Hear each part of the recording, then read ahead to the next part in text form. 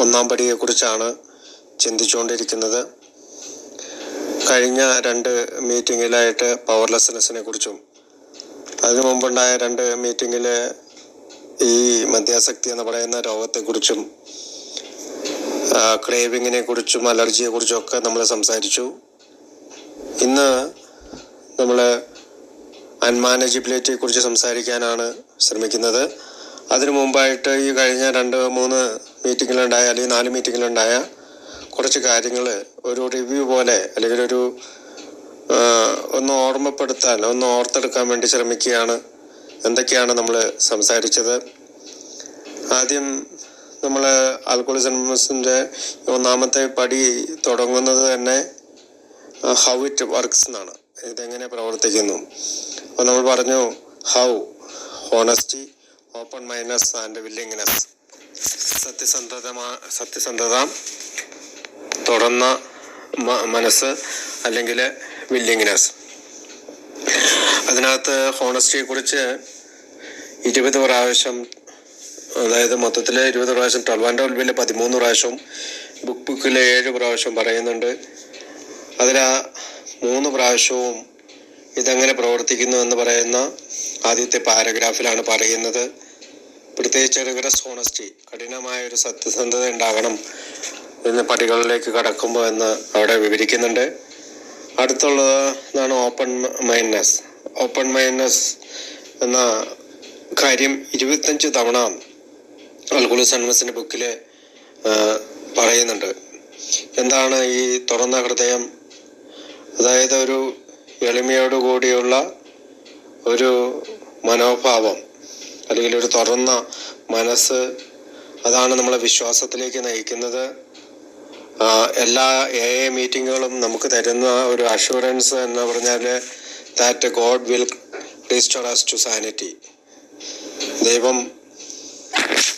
ദൈവം നമ്മെ സുബോധവാന്മാരാക്കി തീർക്കുമെന്നുള്ള ഒരു ആശയം നമ്മുടെ മനസ്സിൽ സ്വീകരിക്കുകയും ശരിയായ ഒരു എളിമയിലേക്ക് നമ്മൾ കടന്നു വരികയും ചെയ്യുകയാണ്. പിന്നീട് നമ്മൾ കണ്ടത് വില്ലിങ്നെസ്സിനെ കുറിച്ചാണ്. വില്ലിങ്നെസ് നമുക്കറിയാം, ഒരു ഒരുക്കം അല്ലെങ്കിൽ ഒരു സൗമനസ്യം അല്ലെങ്കിൽ സമ്മതം, സന്നദ്ധത, യാതൊരു നിർബന്ധവും കൂടാതെ തന്നെ നമ്മൾ സ്വയം ഒരുങ്ങുക എന്നുള്ള അർത്ഥത്തിലൊക്കെ വില്ലിങ്നെസ്സിനെ നമുക്ക് നിർവചിക്കാം. കാരണം ഈ 3 കാരണങ്ങൾ, അതായത് honesty, open mindedness and willingness, ഇതാണ് ഒരു AA മെമ്പർക്ക് ഉണ്ടാകേണ്ട അടിസ്ഥാന ഗുണഗണങ്ങൾ ഒരു പടിയിലേക്ക് നീങ്ങുന്നതിന് വേണ്ടി. പിന്നീട് നമ്മൾ കണ്ടത് മൈൻഡിനെ കുറിച്ചാണ്. നമുക്കറിയാം, ഒരു മെൻ്റൽ ഒബ്സഷൻ ഉണ്ടാകുന്നുണ്ട്. അതിന് 74 തവണയാണ് ഈ മൈൻഡിനെ കുറിച്ചും ബുക്കിൽ പറയുന്നത്. അപ്പോൾ മെൻ്റൽ ഒബ്സഷൻ അത് വന്നു കഴിയുമ്പോഴാണ് നമ്മൾ അടുത്ത ഘട്ടമായ ആദ്യത്തെ കുടി എടുക്കുക. ഇപ്പോൾ ആദ്യത്തെ കുടി അല്ലെങ്കിൽ ഫസ്റ്റ് ഡ്രിങ്കിനെ കുറിച്ച് 120 തവണ ആൽക്കഹോളിസമിൻ്റെ ബുക്കിൽ പറയുന്നുണ്ട്.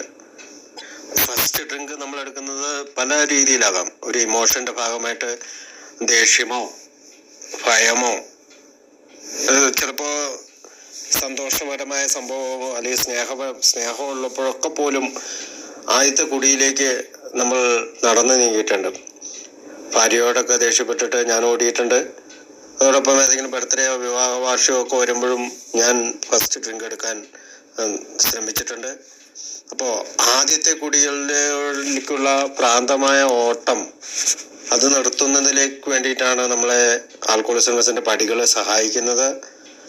നമ്മൾ പലപ്പോഴും ഫസ്റ്റ് പ്ലേസിൽ അല്ലെങ്കിൽ ആദ്യമായിട്ട് ഈ സംഗതി ഒഴിവാക്കാനായിട്ട്, ആദ്യത്തെ കൂടി ഒഴിവാക്കാനായിട്ട് ഒരുപാട് ട്രൈ ചെയ്തെങ്കിലും പലപ്പോഴും പറയുന്നുണ്ട് എനിക്ക് സാധിക്കുന്നില്ല എന്ന്. ആ ഒരു സാധിക്കുന്നില്ല എന്ന അവസ്ഥയിൽ നിന്ന് സാധ്യമാക്കുന്ന അവസ്ഥയിലേക്ക് കടന്നു പോവുകയാണ്. അപ്പം എന്താണ് ഫസ്റ്റ് ഡ്രിങ്കിങ്ങിലേക്ക് നമ്മളെ നയിക്കുന്നത്? നമ്മൾ പറഞ്ഞ മെൻ്റൽ ഒബ്സഷൻ. ഈ മെൻ്റൽ ഒബ്സഷൻ ഉണ്ടാകാനുള്ള കാരണം തിങ്കിങ് കൊണ്ടാണ്, ചിന്ത കൊണ്ടാണ്. അത് മാനസികമായ ഒരു സമ്മർദ്ദം മൂലമുണ്ടാകുന്ന ആദ്യത്തെ കുടിയിലേക്ക് നയിക്കുന്നത് നമ്മുടെ തെറ്റായ ചിന്തയാണ്. അപ്പോൾ ആ തിങ്കിങ്ങിനെ കുറിച്ച് 44 തവണയാണ് ആൽക്കഹോളിസമിന്റെ ബുക്കിൽ പറയുന്നത്. തിങ്കിനെ കുറിച്ച് അല്ലെ ചിന്തകളെ കുറിച്ച് 130 തവണയും.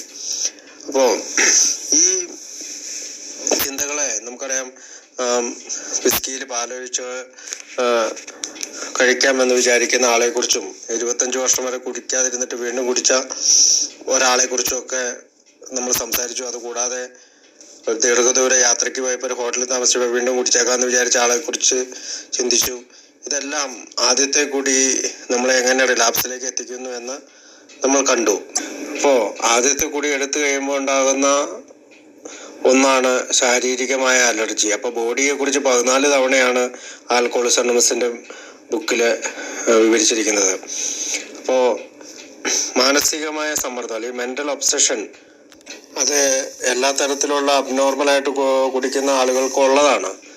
അവരുടെ വിചാരം, അല്ലെങ്കിൽ ഞാൻ ഉൾപ്പെടെയുള്ള ഷിബു ഉൾപ്പെടെയുള്ള എല്ലാവരുടെയും വിചാരം, എന്നെങ്കിലും ഒരിക്കൽ എനിക്ക് സന്തോഷകരമായിട്ട് നിയന്ത്രിച്ച് കുടിക്കാൻ സാധിക്കും. അങ്ങനെ ആ ചിന്ത മനസ്സിലേക്ക് വരുമ്പോഴാണ് വീണ്ടും കുടിക്കുന്നത്. അതിന് നോർമലാണെന്ന്, മെന്റൽ ഒബ്സഷൻ നോർമലാണെന്ന് ബുക്കിൽ തന്നെ പറയുന്നുണ്ട്. പിന്നീട് നമ്മൾ കണ്ടത് മദ്യാസക്തിയെ പറ്റിയുള്ള കൂടുതൽ കാര്യങ്ങളിൽ എന്തെങ്കിലും സാധാരണ മട്ടിൽ കുടിക്കാൻ പറ്റുമെന്ന ഈ മിഥ്യയായ ചിന്തയെ പിന്തുടർന്ന് ഭ്രാന്തിന്റെയോ മരണത്തിന്റെയോ വക്കോളം എത്തുന്നു എന്നുള്ളതാണ്. ഇപ്പൊ ജയിൽ, ഡെത്ത് ആൻഡ് ഇൻസ്റ്റിറ്റ്യൂഷൻ നമ്മൾ പലപ്പോഴും ഞാൻ പറയാറുള്ളതാണ്, ബുക്കിൽ വായിക്കുന്ന ഒരു ഭാഗം തന്നെയാണ്. കുടി തുടർന്നുകൊണ്ടിരിക്കുമ്പോൾ നമ്മൾ ജയിലിലോ മരിക്കുന്നതിലേക്കോ അല്ലെങ്കിൽ ഏതെങ്കിലും ആശുപത്രിയിലോ ഡീഅഡിക്ഷൻ സെന്ററിലോ നമ്മൾ എത്തിച്ചേരുന്നു. ഇത് പലപ്പോഴും പലർക്കും ഒരു കഥയായിട്ട് തന്നെ തുടരുമ്പോൾ നമ്മളിൽ ഭൂരിഭാഗം പേർക്കും അല്ലെങ്കിൽ ആൽക്കഹോളിസം ഉള്ള ഭൂരിഭാഗം പേർക്കും അറിയാം പലരും ജയിലിൽ കിടക്കുന്നതും ഈ തരത്തിൽ മരണപ്പെട്ടതും അല്ലെങ്കിൽ ആശുപത്രിയിൽ എത്തിപ്പെട്ടതും ഒക്കെ. മെന്റൽ ഒബ്സഷനെ കുറിച്ച് പറഞ്ഞു കഴിയുമ്പോഴാണ് പിന്നീട് ശരീരത്തിന്റെ അലർജിയെ കുറിച്ച് പറഞ്ഞത്. അതായത് ആൽക്കഹോളിക് ആയിട്ടുള്ള ഒരാള് അല്ലെങ്കിൽ മദ്യാസക്തനായിട്ടുള്ള ഒരാള് ആദ്യത്തെ കുടി അദ്ദേഹത്തിന്റെ ബോഡിയിലേക്ക്, ശരീരത്തിലേക്ക് ഉണ്ടാകുമ്പോൾ സാധാരണ നിലയിലല്ലാത്ത ഒരു അസാധാരണ റിയാക്ഷനാണ് അയാളിൽ ഉണ്ടാകുന്നത്.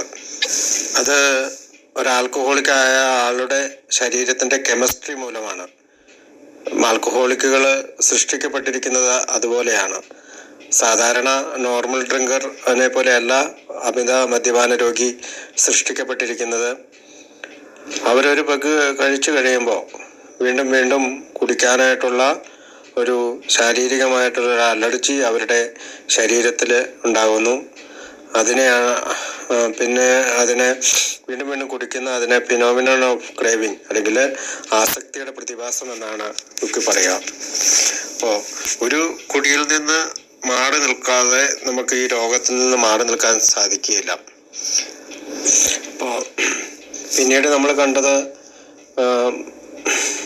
ക്രേവിങ് നമ്മൾ പറഞ്ഞ 11 തവണയും ഫിനോമിനൻ ഓഫ് ക്രേവിങ് 9 തവണയും പറയുന്നുണ്ട്. അപ്പോൾ അലർജി ബാധിക്കുന്നത് ശരീരത്തിനെയും ക്രേവിങ് ബാധിക്കുന്നത് മനസ്സിനെയും പിന്നീട് നമ്മുടെ ആത്മീയമായ രോഗമാണെന്ന് കൂടി വ്യക്തമാക്കുന്നുണ്ട്. അതുകൊണ്ടാണ് ധാർമ്മികമായിട്ട് നമ്മൾ താഴെ പോയത് എന്നാണ് ബിഗ് ബുക്കിലൂടെ പറയുന്നത്.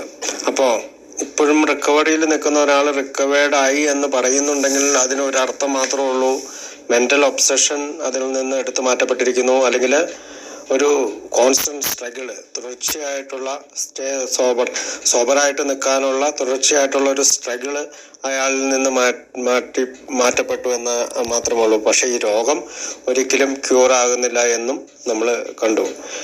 പിന്നീട് നമ്മൾ കണ്ട വാക്ക് കൺട്രോളാണ്. ആ വാക്ക് 29 തവണയാണ് ബുക്കിൽ ഉപയോഗിച്ചിരിക്കുന്നത്. അപ്പോൾ ആദ്യത്തെ കുടിക്കെതിരായിട്ടുള്ള ഒരു കൺട്രോൾ നമുക്ക് കിട്ടുകയില്ല എന്ന് ബുക്കിൽ തന്നെ പറയുന്നുണ്ട്.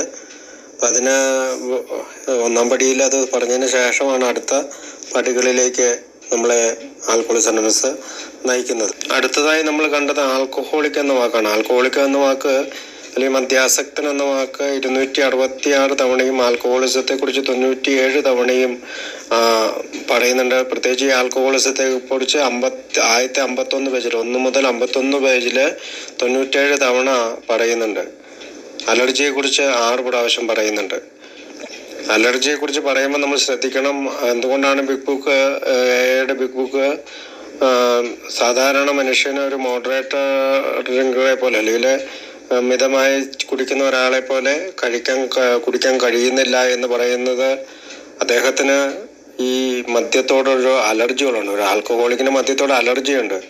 അതാണ് ആൽക്കഹോളിക്സ് അനോണിമസ് പറയുന്ന ഡിസീസ് കൺസെപ്റ്റ് ഓഫ് ആൽക്കഹോളിസത്തിൻ്റെ ബേസിക് ആയിട്ടുള്ള കാര്യം, അടിസ്ഥാന കാര്യം. അപ്പോൾ അടുത്തത് നമ്മൾ കണ്ടത് പവർലെസ്സിനെ കുറിച്ചാണ്. 8 തവണയാണ് പവർലെസ് പറയുന്നത്. പവർലെസ്നെസ്സിനെ കുറിച്ച് 4 തവണയും റിലാപ്സിനെ കുറിച്ച് 7 തവണ പറയുന്നുണ്ട്. അപ്പോൾ നമുക്കറിയാം, സ്ലിപ്പ് അല്ലെങ്കിൽ റിലാപ്സിനെ കുറിച്ച് നമ്മൾ 3 കഥകളിലൂടെ കേട്ടു. സ്ലിപ്പ് എന്ന് പറയുന്നത് സോബറിറ്റി ലോസ്റ്റ് ഇറ്റ്സ് പ്രിയോറിറ്റിയാണ്. സുബോധത്തിന് എപ്പോഴാണോ നമ്മൾ പ്രാധാന്യം കൊടുക്കാതെ പോകുന്നത് അപ്പോഴാണ് നമുക്ക് സ്ലിപ്പ് ഉണ്ടാകുക. ഒട്ടുമിക്കവർക്കും തന്നെ സ്ലിപ്പ് ഉണ്ടാകുന്നത് ആദ്യ കാലഘട്ടത്തിലാണ്. അതായത് ആൽക്കഹോളിക്സ് അനോണിമസിന്റെ റിക്കവറി പ്രോഗ്രാമിൽ എത്തിക്കഴിയുമ്പോൾ ഉണ്ടാകുന്ന ആദ്യത്തെ വീഴ്ചകളെല്ലാം നമ്മൾ സ്ലിപ്പ് എന്ന് വിളിക്കുന്നത്. അപ്പോൾ അയാൾക്ക് ഒരു പക്ഷേ എയുടെ ഈ മാറിയ ഈ പ്രോഗ്രാം അല്ലെങ്കിൽ ആൽക്കഹോളിക്സ് അനോണിമസിന്റെ മാറിയ മനോഭാവം സൃഷ്ടിക്കുന്ന ഈ പ്രോഗ്രാം മനസ്സിലാക്കാൻ സാധിച്ചിട്ടുണ്ടാവില്ല. അല്ലെങ്കിൽ എയുടെ ഈ ഫിലോസഫി കണ്ടുപിടിക്കാനായിട്ട് സാധിച്ചിട്ടുണ്ടാവില്ല. കാരണം എയുടെ ഈ സൈക്കിക് ചേഞ്ചിനുള്ള ഈ ഫിലോസഫി കണ്ടുപിടിച്ചാൽ മാത്രമേ അയാൾക്കൊരു സ്വന്തം കാലിൽ, ഒരു ബലമുള്ള കാലിൽ ആൽക്കഹോളിക്സ് അനോണിമസിൽ നിൽക്കാൻ കഴിയുള്ളൂ. അപ്പോൾ ഫിലോസഫി എന്ന വാക്ക് 6 തവണയാണ് ഉപയോഗിച്ചിരിക്കുന്നത്. ഫിലോസഫി എന്ന് പറഞ്ഞാൽ അർത്ഥം നമുക്കറിയാം, ഒരു തത്വദർശനമെന്നോ ജ്ഞാനാന്വേഷണമെന്നോ ഒക്കെയാണ്. അപ്പോൾ മോറൽ എന്ന വാക്ക്, മോറൽ സൈക്കോളജിയെ പറ്റി നമ്മൾ സംസാരിച്ചു. അതിനകത്ത് മോറൽ എന്ന് പറയുന്ന വാക്കിന് സദാചാരപരം, ധർമ്മനിഷ്ഠമായ അല്ലെങ്കിൽ ധാർമ്മികമായ അല്ലെങ്കിൽ ധർമ്മ വിവേചനപരമായ എന്നുള്ള തരത്തിലാണ്. അപ്പോൾ മോറൽ സൈക്കോളജി വേണമെങ്കിൽ ഒരു അച്ചടക്കവും ഒരു വിശ്വസ്തതയൊക്കെ കലർന്ന ഒരു ആത്മവീര്യത്തിൽ സ്വന്തം ജീവിതത്തെ നയിക്കുന്നതിനെ കുറിച്ചൊക്കെയാണ്. സൈക്കോളജി നമുക്കറിയാം, മനഃശാസ്ത്രമാണ്. അല്ലെങ്കിൽ മനസ്സിനെ പറ്റിയുള്ള പഠനം. ഒരു സദാചാര മനഃശാസ്ത്രം എന്നാണ് മോറൽ സൈക്കോളജിയെ കുറിച്ച് ഡോക്ടർ സിൽക്ക്വർത്ത് പറഞ്ഞതൊക്കെ നമ്മൾ കണ്ടു. അപ്പോൾ എന്താണ് മോറൽ സൈക്കോളജി? ഏറ്റവും ചുരുക്കത്തിൽ പുതിയ അറിവുകൾ നേടുക, സദാചാരപരമായിട്ടുള്ള പുതിയ അറിവുകൾ നേടുക. നമ്മൾ കേട്ടിട്ടുണ്ട്, പുതിയ അറിവുകൾ പഴയ അറിവുകളെ പുനർനിർമ്മിക്കുമെന്ന്. അപ്പോൾ പുതിയ അറിവുകൾ നേടിക്കൊണ്ട് പഴയ അറിവുകളെ പുനർനിർമ്മിക്കുന്ന ഒരു പരിപാടിയിലൂടെയാണ് ആൽക്കഹോളിക്സ് അനോണിമസിലൂടെ നമ്മൾ സഞ്ചരിക്കുന്നത്. നമുക്ക് ഒരു ആൽക്കഹോളിക്സ് അനോണിമസിന്റെ ഉള്ളിലുള്ള ഒരു കോട്ട് ഇങ്ങനെയാണ്: the road to sobriety is a simple journey for confused people with a complicated disease. അതായത് സുബോധത്തിലേക്കുള്ള യാത്ര എന്ന് പറയുന്നത് ഒരു ലളിതമായ പരിപാടിയാണ്. അത് കൺഫ്യൂസ്ഡ് ആയിട്ടുള്ള ആളുകൾക്ക് കൺഫ്യൂസ്ഡ് ആയ ആളുകളുടെ കോംപ്ലിക്കേറ്റഡ് ആയിട്ടുള്ള അല്ലെങ്കിൽ സങ്കീർണമായ അസുഖമുള്ള കൺഫ്യൂസ്ഡ് ആയിട്ടുള്ള ആളുകളുടെ ഒരു സിമ്പിൾ ജേർണിയാണ് ഈ പറയുന്ന സുബോധാവസ്ഥ. കാരണം 12 പടികൾ അല്ലെങ്കിൽ 12 പടികൾ നമ്മൾ പഠിപ്പിക്കുന്നത് നമ്മളെല്ലാം കൺഫ്യൂസ്ഡ് ആയിട്ടുള്ള ആളുകളാണ്. എപ്പോഴും നമുക്ക് സംശയവും ഉത്കണ്ഠയും അല്ലെങ്കിൽ എന്താണ് എന്നറിയാനുള്ള എന്താണ് പറയേണ്ടത്, എന്താണ് ചെയ്യേണ്ടതെന്ന് അറിയാത്ത ഒരവസ്ഥയൊക്കെ വരാറുണ്ട്. അത് നമുക്ക് വരുന്നത് ഈ കോംപ്ലിക്കേറ്റഡ് ആയിട്ടുള്ള ഡിസീസ് ഉള്ളതുകൊണ്ടാണ്. മദ്യാസക്തി എന്ന് പറയുന്ന കോംപ്ലിക്കേറ്റഡ് ആയിട്ടുള്ള ഡിസീസ് ഉള്ളത് കൊണ്ടാണ്. അതുകൊണ്ടാണ് നമ്മൾ ഈ മോറൽ സൈക്കോളജിയെ കുറിച്ചൊക്കെ അല്ലെങ്കിൽ സദാചാര മനഃശാസ്ത്രം എന്ന് പറയുന്ന കാര്യത്തെക്കുറിച്ചൊക്കെ കൂടുതൽ പഠിക്കേണ്ടത്.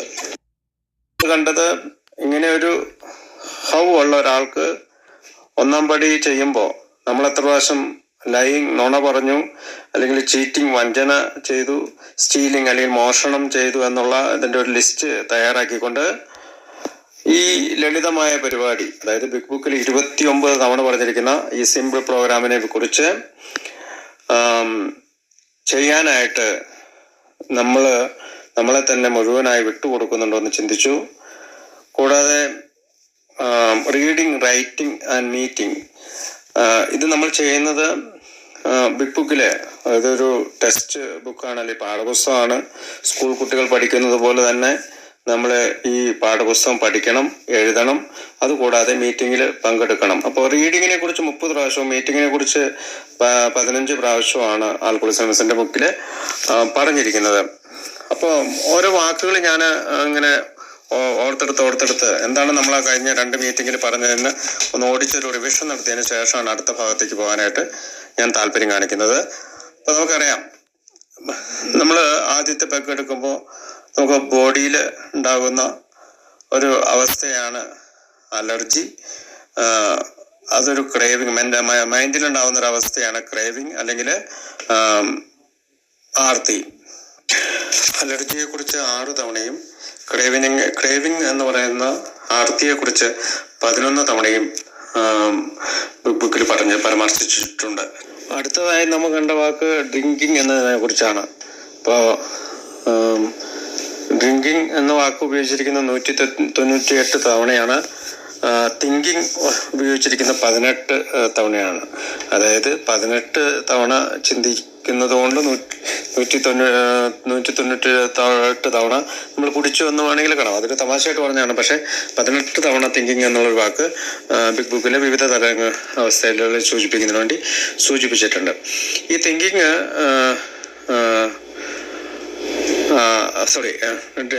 ഡ്രിങ്ക് എന്ന വാക്ക് 44 തവണയും ആൽക്കഹോളിക് എന്ന വാക്ക് 97 തവണയും ഈ 51 പേജിൽ, അതായത് 1 മുതൽ 51 പേജ് വരെയുള്ളതിന് 97 തവണയും ഉപയോഗിച്ചിട്ടുണ്ട്. ഡ്രിങ്ക്സ് എന്ന വാക്ക് 44 തവണ, ഡ്രിങ്ക് എന്ന വാക്ക് 120 തവണ ഉപയോഗിച്ചിട്ടുണ്ട്. മെന്റൽ ഒബ്സഷനെ കുറിച്ച് സൂചിപ്പിക്കുന്ന ഒബ്സഷൻ എന്ന വാക്ക് 20 തവണയും, പവർഫുൾ അല്ലെങ്കിൽ ശക്തി എന്ന വാക്ക് 15 തവണയും, കൺട്രോൾ എന്ന വാക്ക് 29 തവണയും ഉപയോഗിച്ചിട്ടുണ്ട്. പവർഫുൾ 15 തവണയും പവർലെസ്നെസ് അല്ലെങ്കിൽ ശക്തിഹീനത 8 തവണയും ഉപയോഗിച്ചിട്ടുണ്ട്. അപ്പോൾ ഇത്രയും വാക്കുകൾ ഉപയോഗിച്ചുകൊണ്ടാണ് നമ്മൾ ഈ പവർലെസ്നെസ്സിനെ കുറിച്ച് നമ്മൾ ചിന്തിച്ചത്. നമ്മൾ കഴിഞ്ഞ പ്രാവശ്യത്തെ 2 മീറ്റിങ്ങിലും കാര്യങ്ങളെല്ലാം നമ്മൾ പറഞ്ഞതായതുകൊണ്ട് വീണ്ടും അതിനകത്തേക്ക് പോകാൻ ഇന്ന് താല്പര്യപ്പെടുന്നില്ല. അടുത്തത്, നമുക്കറിയാം, ഒരു കുടി കഴിയുമ്പോൾ എന്താണ് സംഭവിക്കുക?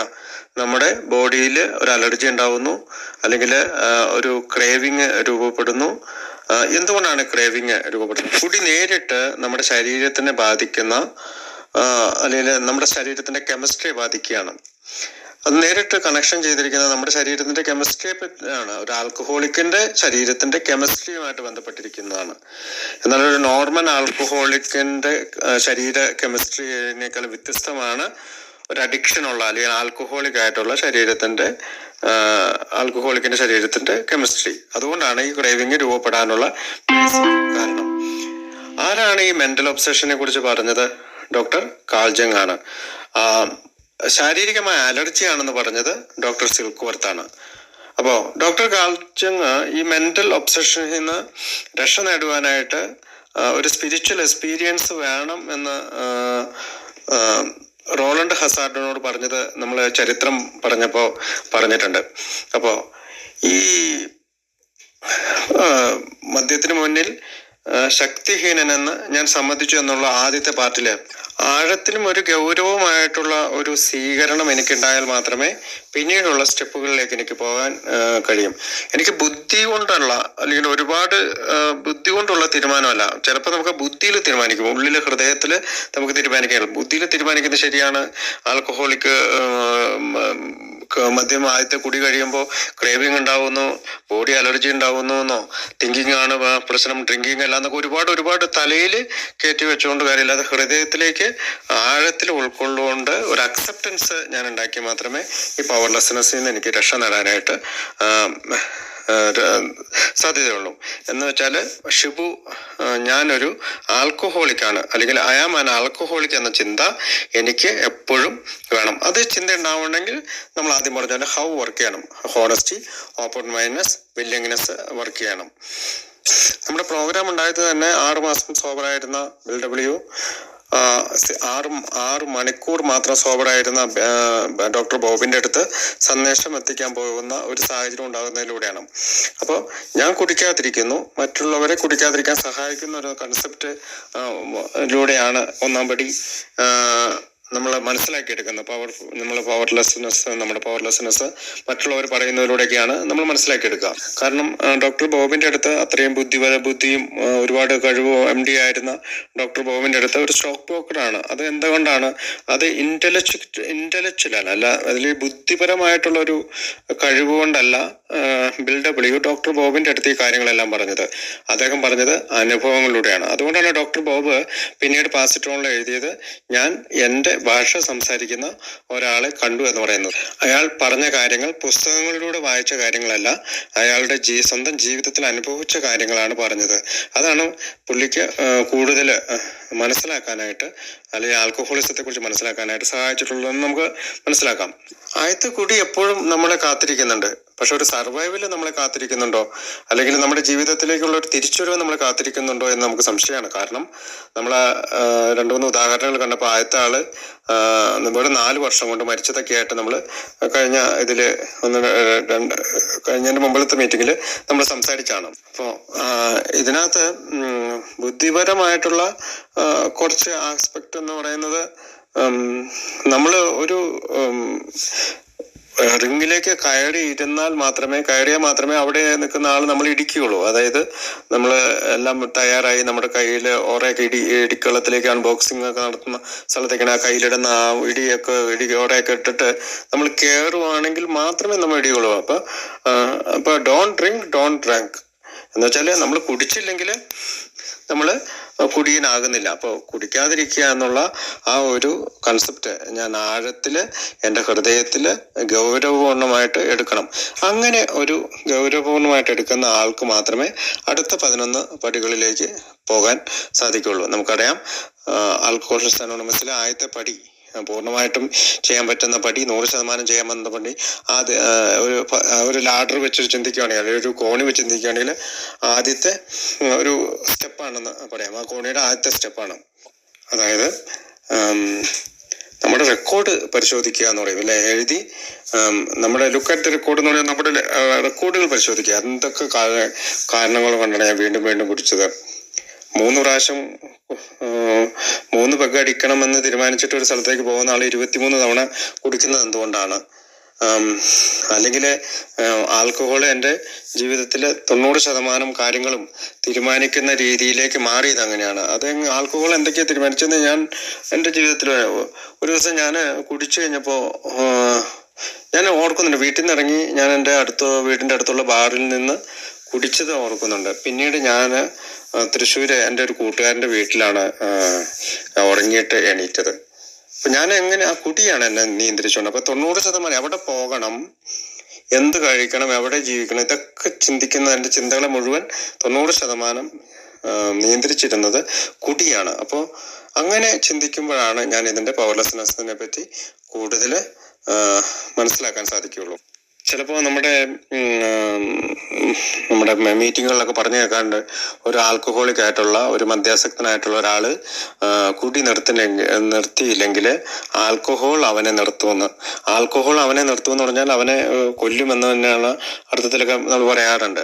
ഒരു ആൽക്കഹോളിക്ക് ആൽക്കഹോൾ നിർത്തിയില്ലെങ്കിൽ ആൽക്കഹോൾ അവനെ നിർത്തുമെന്ന് പറഞ്ഞിട്ടുണ്ടെങ്കിൽ ഒന്നില്ലേ അവൻ രോഗിയാവുകയോ ദുരിതത്തിൽ തുടരുകയോ മരിക്കുകയോ ഒക്കെ ചെയ്യുന്നുള്ള അർത്ഥത്തിലാണ് നമ്മുടെ റിക്കവറി മീറ്റിങ്ങുകളിൽ പറഞ്ഞു കേൾക്കാറുള്ളത്.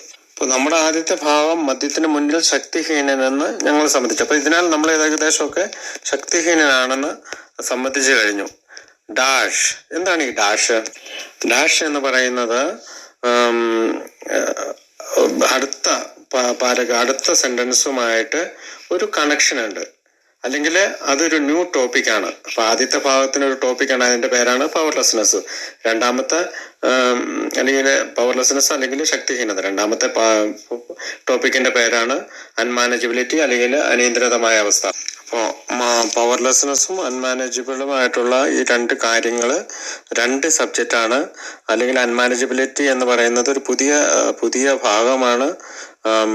അത് ഡാഷിന് വേണമെങ്കിൽ നമുക്ക് ആദ്യത്തെ ഭാഗത്തെ ഒരു പ്രശ്നം അല്ലെങ്കിൽ പ്രോബ്ലമായിട്ട് കാണുമ്പോൾ രണ്ടാമത്തെ ഭാഗത്തിന് അൺമാനേജബിലിറ്റി എന്ന് കാണുന്നത് അത് നമ്മുടെ ജീവിതം മുഴുവൻ അനിയന്ത്രിതമായി പോയി എന്നുള്ളതാണ്. 100% അനിയന്ത്രിതമായി പോയി. അപ്പോൾ ആദ്യത്തെ ഭാഗത്തെ പ്രോബ്ലം ഒരു പക്ഷെ 10% മുതൽ 60% അല്ലെങ്കിൽ 70% ഒക്കെ ആയിരിക്കും ഒരാളെ ബാധിച്ചിട്ടുള്ളത് എങ്കിൽ അൺമാനേജബിലിറ്റി 100%ആയിട്ട് മാറണം. അതിൻ്റെ ഇടയിൽ ഒരു ഡാഷ് ഉണ്ട്.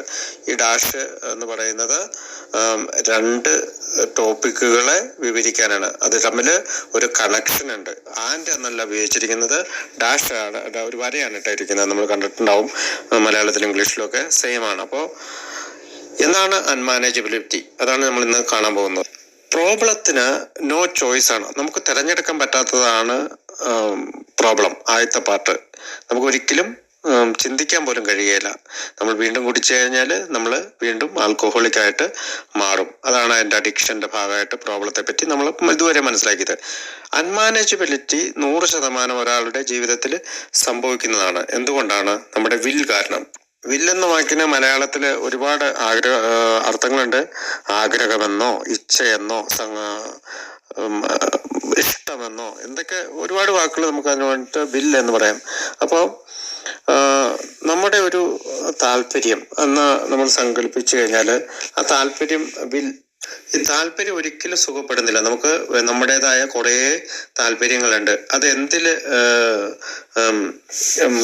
ബേസ് ചെയ്തിരിക്കുന്നതാണ്?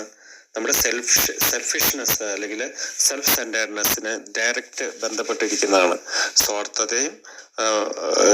സ്വാർത്ഥതയാണ് നമ്മൾ അത് നേരിട്ട് ബന്ധപ്പെട്ടിരിക്കുന്നത്.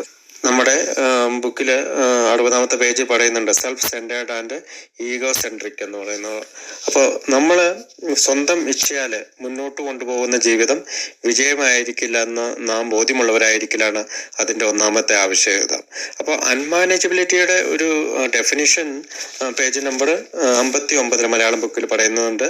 സ്വന്തം ഇച്ഛയാൽ അവനവൻ്റെ ആഗ്രഹത്താൽ മുന്നോട്ട് കൊണ്ടുപോകുന്ന ജീവിതം വിജയകരമല്ല. അതാണ് അൺമാനേജബിളിൻ്റെ ഒരു ഡെഫിനിഷൻ അല്ലെങ്കിൽ ഒരു നിർവചനം. പ്രോബ്ലത്തിൽ നിന്ന് നമ്മൾ റിക്കവേർഡായി. എന്താണ് പ്രോബ്ലം?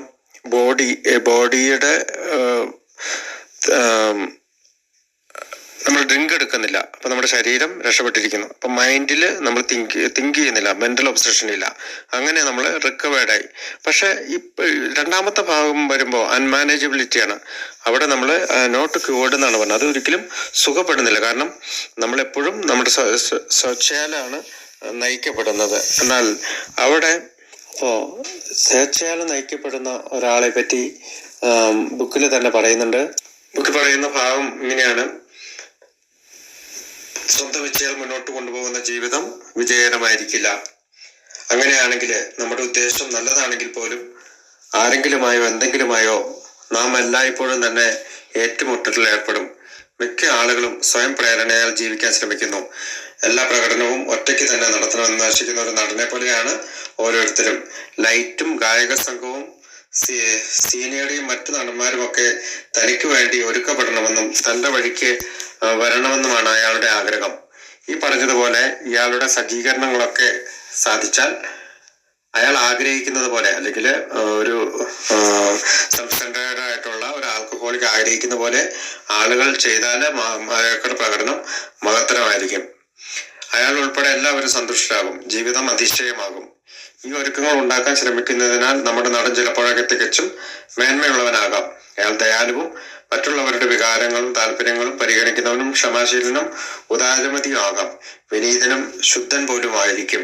നേരെ മറിച്ച് അവൻ ദുഷ്ടനും അഹങ്കാരിയും സ്വാർത്ഥനും സത്യനിഷ്ഠയില്ലാത്തവനും ഒക്കെയായി മാറും. പക്ഷെ മിക്ക മനുഷ്യരുടെ കാര്യത്തിലും അവർ വ്യത്യസ്തങ്ങളായ സ്വഭാവ സവിശേഷതകളുള്ളവരായിരിക്കും. എന്താണ് പലപ്പോഴും സംഭവിക്കുന്നത്? പ്രകടനം പലപ്പോഴും നല്ല നിലയിലായി തീരാറില്ല. ജീവിതം അവനോട് നല്ല നിലയിൽ പെരുമാറുന്നില്ലെന്ന് അവൻ ചിന്തിക്കുവാൻ തുടങ്ങുന്നു. കൂടുതൽ ക്ലേശിച്ചു കഠിനാധ്വാനം ചെയ്യുവാൻ അയാൾ തീരുമാനിക്കുന്നു. അടുത്ത സന്ദർഭത്തിൽ അയാൾ സാഹചര്യത്തിനനുസരിച്ച് മറ്റുള്ളവരിൽ നിന്ന് ഇനിയും കൂടുതൽ ഡിമാൻഡ് ചെയ്യുന്നവനോ കാരുണ്യവാനോ ആയിത്തീരുന്നു. എപ്പോഴും നാടക പ്രദർശനം അയാൾക്ക് അനുയോജ്യമാകുന്നില്ല. ഏതാണ്ടൊക്കെ തെറ്റ് തനിക്കും സംഭവിക്കുന്നുണ്ടെന്ന് പറയുമ്പോഴും സമ്മതിക്കുമെങ്കിലും മറ്റുള്ളവരെയാണ് കൂടുതൽ കുറ്റപ്പെടുത്തേണ്ടത് എന്ന കാര്യത്തിൽ അയാൾക്ക് ഉറപ്പാണ്. അയാൾ കോപിഷ്ഠനും ധാർമ്മിക ദോഷമുള്ളവനും തന്നോട് തന്നെ സഹതാപമുള്ളവനുമായി തീരുന്നു. അടിസ്ഥാനപരമായി അയാളുടെ കുഴപ്പം എന്താണ്? ദയാലുവായിരിക്കാൻ ശ്രമിക്കുമ്പോൾ പോലും അയാൾ യഥാർത്ഥത്തിൽ ഒരു ഭാഗ്യാന്വേഷണിയല്ലേ? സംതൃപ്തിയും സന്തോഷവും തൻ കാര്യങ്ങൾ നന്നായി കൈകാര്യം ചെയ്താൽ കൈപ്പൊടിയിൽ ഒതുക്കാമെന്ന മിഥ്യാധാരണയുടെ ഇരയല്ലേ അയാൾ? അയാൾ ഒഴികെയുള്ള മറ്റു നടന്മാർക്കും ഇതൊക്കെ തന്നെയാണ് വേണ്ടതെന്ന കാര്യം വ്യക്തമല്ലേ? ആ നാടക പ്രകടന രംഗത്ത് നിന്ന് കിട്ടാവുന്നതൊക്കെ പിടിച്ചെടുത്തുകൊണ്ട് അയാൾ ഒരു തിരിച്ചടിക്കുവാൻ അയാളുടെ പ്രവർത്തികൾ അവരെ സജ്ജമാക്കുന്നില്ലേ? അയാളുടെ ഏറ്റവും നല്ല നിമിഷങ്ങളിൽ പോലും അയാൾ സൗഹാർദ്ദത്തിൻ്റെതിനേക്കാൾ കുഴപ്പങ്ങളുടെ സൃഷ്ടാവായിരുന്നില്ലേ? ആളുകൾ ഈയിടെയായി പറയാനുള്ളത് പോലെ നമ്മുടെ നടൻ സെൽഫ് സെന്റേർഡ് ഈഗോ സെൻട്രിക് എന്ന് പറയുന്ന സ്വാർത്ഥ തൽപരതയും അഹങ്കാരവും കൂടി കലർന്ന അവസ്ഥയിലുള്ള ഒരുവനാണ്. മഞ്ഞുകാലത്ത് ഫ്ലോറിഡയിലെ ഇളം വെയിലിൽ അലസമായി കിടന്നുകൊണ്ട് രാജ്യത്തിന്റെ ശോചനീയ അവസ്ഥയെക്കുറിച്ച് പരാതിപ്പെടുന്ന ഒരു റിട്ടയർഡ് ബിസിനസ്സുകാരനെ പോലെയാണ് അയാൾ.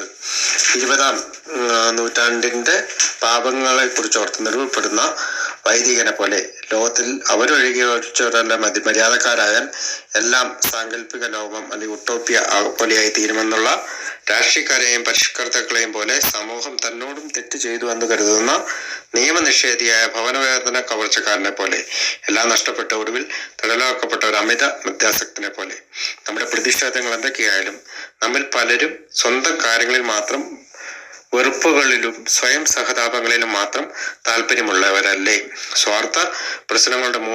സ്വാർത്ഥത പ്രശ്നങ്ങളുടെ മൂല കാരണമാണെന്ന് നാം കരുതുന്നു. ഭയത്താലും സ്വന്തമായ മിഥ്യാധാരണകളാലും ഭാഗ്യാന്വേഷണങ്ങളാലും സ്വയം സഹതാപത്താലും നയിക്കപ്പെട്ടുകൊണ്ട് നാം നമ്മുടെ സഹജീവികളുടെ മേൽ കുതിര കയറുകയും അവർ തിരിച്ചടിക്കുകയും ചെയ്യുന്നു. അവർ പലപ്പോഴും യാതൊരു പ്രകോപനവുമില്ലെന്ന് വ്യക്തമാക്കുമ്പോഴും നമ്മെ പലപ്പോഴും ദ്രോഹിക്കുന്നു. പക്ഷെ പണ്ടപ്പോഴോ സ്വാർത്ഥതയിൽ അധിഷ്ഠിതമായ തീരുമാനങ്ങൾ നാം എടുത്തിട്ടുണ്ടെന്നും അത് നമ്മെ പിന്നീട് ദ്രോഹിക്കപ്പെടാവുന്ന സ്ഥിതിയിൽ എത്തിച്ച് നിർത്തിയിട്ടുണ്ടെന്നും അനിവാര്യമായി നാം കാണുന്നു. അതുകൊണ്ട് അടിസ്ഥാനപരമായ നമ്മുടെ കുഴപ്പങ്ങൾ നമ്മുടെ തന്നെ തെറ്റുകളാണെന്ന് വിചാരിക്കുന്നു. നമ്മളിൽ നിന്ന് തന്നെയാണ് അത് ഉയർന്നു വന്നത്. സ്വച്ഛയാൽ നയിക്കപ്പെട്ട് കുഴപ്പത്തിലെത്തിയതിന് അമിത മദ്യപാനാസക്തൻ ഒരു കടുത്ത ഉദാഹരണമാണ്. അയാൾ പലപ്പോഴും അങ്ങനെ കരുതുന്നില്ലെങ്കിലും അമിത മദ്യപാനസ്ഥനായ നമ്മൾ എല്ലാത്തിനുപരിയായി ഈ സ്വാർത്ഥത ഉപേക്ഷിക്കണം. നമ്മൾ അങ്ങനെ ചെയ്തേ പറ്റൂ, അല്ലെങ്കിൽ അത് നമ്മെ നശിപ്പിക്കും. ദൈവം അത് സാധ്യമാക്കുന്നു. അദ്ദേഹത്തിന്റെ സഹായമില്ലാതെ പൂർണ്ണമായി സ്വാർത്ഥതയിൽ നിന്ന് മോചിതനാകുന്നതിനുള്ള ഒരു മാർഗമുള്ളതായി കാണപ്പെടുന്നില്ല. ധാർമ്മികവും താത്വികവുമായ ദൃഢവിശ്വാസങ്ങൾ സമൃദ്ധമായി നമുക്കുണ്ടായിരുന്നു. പക്ഷെ അതിനനുസരിച്ച് ജീവിക്കണമെന്ന് ആഗ്രഹിച്ചിരുന്നുവെങ്കിലും അതിന് നമുക്ക് കഴിഞ്ഞിട്ടുണ്ടായിരുന്നില്ല. ഞങ്ങളുടെ തന്നെ ശക്തിയെ അനുഗ്രഹിച്ചുകൊണ്ടോ ആശ്രയിച്ചുകൊണ്ടോ ഞങ്ങളുടെ തന്നിൽ തന്നെയുള്ള ശ്രദ്ധാ കേന്ദ്രീകരണം കുറയ്ക്കാനും കഴിഞ്ഞില്ല. ഞങ്ങൾക്ക് ദൈവത്തിന്റെ സഹായം ഉണ്ടായിരുന്നു.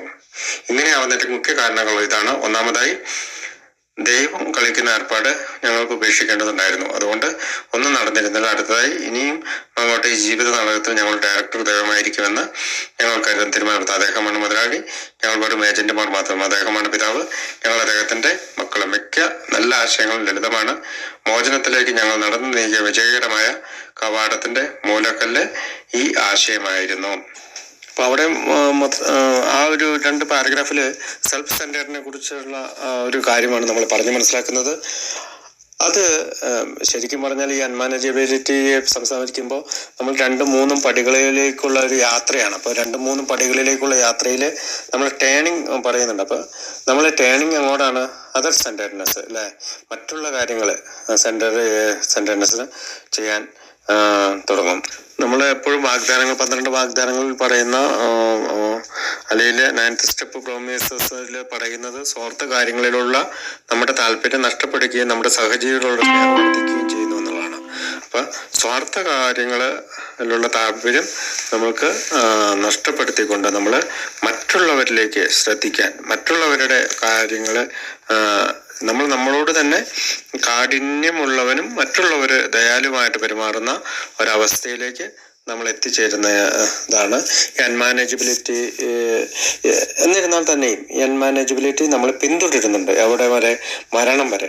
കാരണം നമ്മളെടുക്കുന്ന തീരുമാനങ്ങൾ എപ്പോഴൊക്കെ അത് സ്വാർത്ഥതയിൽ അധിഷ്ഠിതമാകുന്നോ അപ്പോഴെല്ലാം ജീവിതം അൺമാനേജബിൾ ആവും. കാരണം നമുക്കറിയാം, പ്രവൃത്തികളുടെ ഒരു കൂട്ടമാണ് ജീവിതം. അപ്പൊ പ്രവൃത്തികൾ സെൽഫ് സെന്റേർഡ് ആകുന്നുണ്ടോ? എൻ്റെ താല്പര്യങ്ങൾക്കനുസരിച്ച് എൻ്റെ ഇച്ഛയ്ക്കനുസരിച്ചാണോ എൻ്റെ ഓരോ ചിന്തകളും പ്രവർത്തനങ്ങളും. അങ്ങനെയാകുമ്പോൾ നമ്മളത് ദൈവം കളിക്കുകയാണ്. അപ്പോൾ ദൈവം കളിക്കുന്ന ഏർപ്പാട് നിർത്തണം എന്നാണ് പറയുക. അപ്പോൾ അവിടെ നിന്നാണ് ഒരു ടേണിംഗ് പോയിന്റിൽ എത്തുന്നത്. അവിടെ നിന്നാണ് മറ്റുള്ള കാര്യങ്ങളിലേക്ക്. കാരണം 10-ാം പടിയിൽ നമ്മൾ പറയുന്നുണ്ട്, നമ്മളൊരു വേൾഡ് ഓഫ് സ്പിരിറ്റ് അല്ലെ, ഒരു ആത്മീയത, ഈ ചിന്ത ഞങ്ങളെ 10-ാം പടിയിലേക്ക് കൊണ്ടുവരുന്നു. നാം മുന്നോട്ട് പോകുമ്പോൾ പറ്റുന്ന തെറ്റുകൾ ശരിയാക്കുക എന്നും വ്യക്തിപരമായ തെറ്റുകുറ്റങ്ങളെ കുറിച്ചുള്ള കണ്ടെത്തൽ തുടരുക എന്നതുമാണ് ഇത് അനുശാസിക്കുന്നത്. നമ്മുടെ കഴിഞ്ഞ കാലത്തെ ഞങ്ങൾ ശുചീകരിച്ചപ്പോൾ ഈ തരത്തിലുള്ള ഒരു ജീവിത രീതി ഊർജ്ജസ്വലമായി ഞങ്ങളിൽ ആരംഭിച്ചു. ഞങ്ങൾ ആത്മീയതയുടെ ലോകത്തേക്ക് പ്രവേശിച്ചിട്ടുണ്ട്. ധാരണയിലും ഫലപ്രാപ്തിയിലും വളരുക എന്നതാണ് ഞങ്ങളുടെ അടുത്ത കർത്തവ്യം. അത് ഒറ്റ രാത്രി കൊണ്ട് ചെയ്തു തീർക്കാവുന്ന ഒരു കാര്യമല്ല. ഇത് ഞങ്ങളുടെ ജീവിതകാലം മുഴുവനും തുടരണം. സ്വാർത്ഥതയും സത്യമില്ലായ്മയും വിദ്വേഷവും ഭയവും നിരീക്ഷിച്ചുകൊണ്ട് ഇത് തുടരുകയാണ്. ഇവയിൽ ഏതെങ്കിലും എപ്പോഴെങ്കിലുമൊക്കെ തലപൊക്കുമ്പോൾ അവ നീക്കി തരുന്നതിന് വേണ്ടി ഞങ്ങൾ ദൈവത്തോട് പ്രാർത്ഥിക്കുന്നു. ആത്മാർത്ഥമായി അടുത്ത ആരോടെങ്കിലും ഞങ്ങൾ ഇവയെപ്പറ്റി ചർച്ച നടത്തും. ഞങ്ങൾ ആരെങ്കിലും ഉപദ്രവിച്ചിട്ടെങ്കിൽ ഒട്ടും വൈകാതെ പരിഹാരം ചെയ്യും. എന്നിട്ട് ഞങ്ങൾക്ക് സഹായിക്കാൻ സാധിക്കുന്ന ആരുടെയെങ്കിലും കാര്യത്തിലേക്ക് ചിന്തകൾ ഞങ്ങൾ തിരിച്ചുവിടുന്നു. സ്നേഹവും മറ്റുള്ളവരോടുള്ള സഹിഷ്ണുതയുമാണ് ഞങ്ങളുടെ നിയമസംഹിത. അപ്പൊ അവിടെ വായിക്കുമ്പോൾ പറയുന്നുണ്ട് ജീവിതകാലം മുഴുവനും തുടരണമെന്ന്. അത് എന്തൊക്കെ ഇല്ലാണ്ടാക്കിക്കൊണ്ട് സ്വാർത്ഥത ഇല്ലാതാക്കണം, സത്യമില്ലായ്മ ഇല്ലാതാക്കണം, വിദ്വേഷം ഇല്ലാതാക്കണം, ഭയം ഇല്ലാതാക്കണം. ഇത്തരം കാര്യങ്ങളെല്ലാം നിർത്തിക്കൊണ്ടാണ് നമ്മൾ മുന്നോട്ട് പോകുന്നത്. നമ്മൾ രാത്രിയിൽ ഉറങ്ങാൻ പോകുന്നതിന് മുമ്പ് 10-ാം പടിയുടെ ഒരു ഭാഗത്ത് പറയുന്നുണ്ട്, രാത്രി ഉറങ്ങാൻ പോകുന്നതിന് മുമ്പ് ഞങ്ങൾ ക്രിയാത്മകമായി ഞങ്ങളുടെ അന്നത്തെ ദിവസം പോലും പരിശോധിക്കുന്നു. ഞങ്ങൾ വൈരാഗ്യമുള്ളവരോ സ്വാർത്ഥ ചിന്തയുള്ളവരോ ആയിരുന്നോ, സത്യനിഷ്ഠയില്ലാത്തവരോ ഭയപരവശരോ ആയിരുന്നോ എന്നൊക്കെ ഞങ്ങൾ ആരെങ്കിലും മാപ്പ് പറയേണ്ടതുണ്ടോ? മറ്റൊരു വ്യക്തിയോട് ഉടൻ തന്നെ തുറന്നു പറയേണ്ടത് എന്തെങ്കിലും കാര്യം ഞങ്ങൾ സ്വയം മറച്ചു വെച്ചിട്ടുണ്ടോ? എല്ലാവരോടും ഞങ്ങൾ ദയയുള്ളവനും കനിവുള്ളവനുമായിരുന്നിട്ടുണ്ടോ? ഞങ്ങൾ ചെയ്തതിനേക്കാൾ കൂടുതൽ നന്നായി ചെയ്യാൻ പറ്റുന്ന എന്തെങ്കിലും കാര്യമുണ്ടോ? മിക്കവാറും സമയങ്ങളിൽ ഞങ്ങൾ ഞങ്ങളെക്കുറിച്ച് മാത്രം ചിന്തിക്കുകയായിരുന്നോ? അതോ മറ്റുള്ളവർക്ക് വേണ്ടി എന്ത് ചെയ്യാൻ കഴിഞ്ഞിരുന്നുവെന്ന് ഞങ്ങൾ ചിന്തിക്കുകയായിരുന്നോ? പൊതുവെ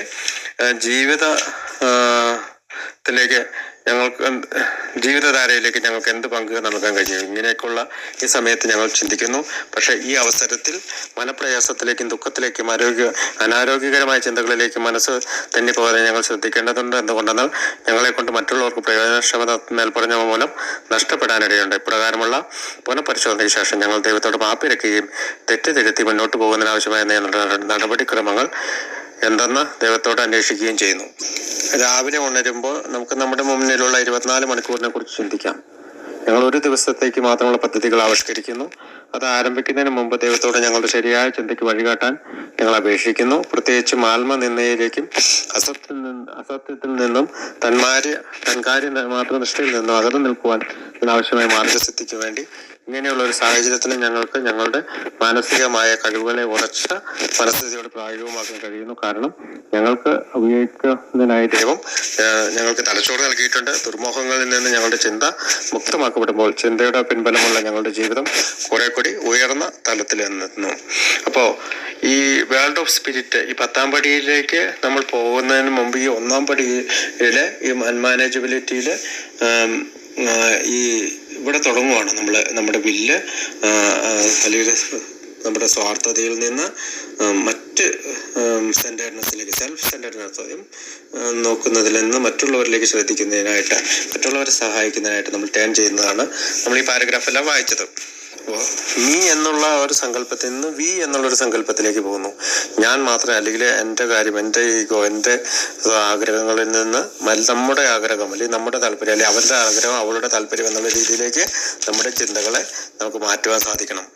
ബിൽഡബ്ല്യു പറയുന്ന ഒരു വാക്കുണ്ട്, head in clouds feet in ground എന്ന്. അതായത് നമ്മുടെ തല ആകാശത്തായിരിക്കുമ്പോഴും കാലുകൾ നിലത്ത് തൊട്ടിരിക്കണം. ഇങ്ങനെയാണ് പറയുന്നത്. ആത്മീയതയുടെ ചിറകിലേറി ആകാശത്തു കൂടി പറന്നു കടന്നാലും നിങ്ങളുടെ കാലുകൾ നിലത്ത് തൊട്ടിരിക്കണം. അവിടെയാണ് നിങ്ങളുടെ സഹോദരന്മാരുള്ളത്. അപ്പോൾ നമ്മുടെ തല എപ്പോഴും ആകാശത്തായിരിക്കണം. കാരണം ആത്മീയമായ ചിന്തകളിലൂടെ ആയിരിക്കണം നമ്മുടെ തല. പക്ഷെ നമ്മുടെ കാലുകൾ എപ്പോഴും നിലത്ത് തൊട്ടിരിക്കണമെന്നാണ് ബിൽഡബ്ല്യു ഒരു ലേഖനത്തിൽ പഠിച്ചിരിക്കുന്നത്. അപ്പോൾ ഒരു ശക്തിയുടെ അഭാവമാണ് നമ്മുടെ പ്രതിസന്ധി. Lack of power is our dilemma എന്ന് പറയുന്നുണ്ട്. അപ്പം ഈ ലാക്ക് ഓഫ് പവർ കൊണ്ട് നമുക്ക് എന്തൊക്കെയാണ് സംഭവിച്ചത്? നമ്മുടെ പവർലെസ്നെസ് കണ്ടു. അപ്പോൾ നമ്മുടെ റിലേഷൻഷിപ്പിനെ അത് ബാധിച്ചു, നമ്മുടെ ബന്ധങ്ങളെ. ട്രബിൾ വിത്ത് പേഴ്സണൽ റിലേഷൻഷിപ്പ്. നമ്മുടെ ബന്ധങ്ങൾ എന്ന് പറയുമ്പോഴത്തേക്ക് ഭാര്യയുണ്ട്, അമ്മയുണ്ട്, അപ്പനുണ്ട്, സഹോദരന്മാരുണ്ട്, ജോലി സ്ഥലത്തെ ആളുകളുണ്ട്, അയൽവക്കക്കാരുണ്ട്, കൂട്ടുകാരുണ്ട്, സഹപാഠികളുണ്ട്, കൂട്ടുകാരികളുണ്ട്, ആത്മീയ ഗുരുക്കന്മാരുണ്ട്. അങ്ങനെ ഒരുപാട് റിലേഷൻഷിപ്പിനെ നമുക്കത് ബാധിച്ചിട്ടുണ്ടാകും. നമ്മുടെ ഇമോഷൻസിനെ ബാധിച്ചിട്ടുണ്ടാകും. നമ്മുടെ പെട്ടെന്ന് ദേഷ്യം വരിക, ഭയം വരിക, പിന്നെ സംതൃപ്തി ഇല്ലാതിരിക്കുക. നമുക്ക് എന്ത് കിട്ടിയാലും നമുക്ക് സംതൃപ്തി ഇല്ലാതിരിക്കുക. അങ്ങനെ ഒരുപാട് കാര്യങ്ങൾ നമ്മൾ ഈ അൺമാനേജബിലിറ്റിയെ കുറിച്ച് ചിന്തിക്കുമ്പോൾ പറയുന്നുണ്ട്.